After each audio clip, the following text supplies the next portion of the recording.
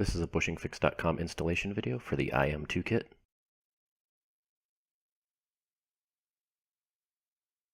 You'll receive 3 pieces in your kit: a bushing, an installation driver, and a retaining cup. You'll start by putting the bushing onto the installation driver as shown. And you'll want to look at your cable end and identify which way the shift lever pin went through.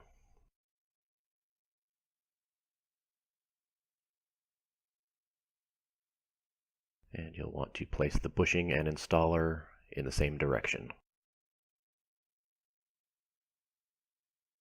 Place the retaining cup over the pin on the driver.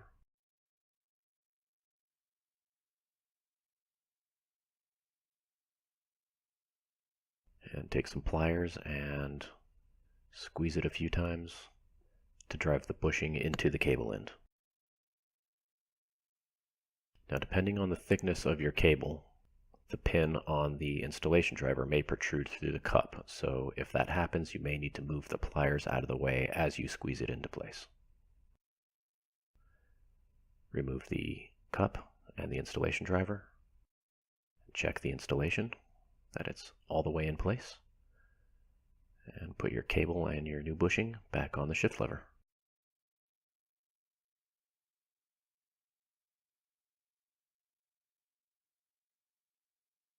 That's it, you're done. Thanks for watching.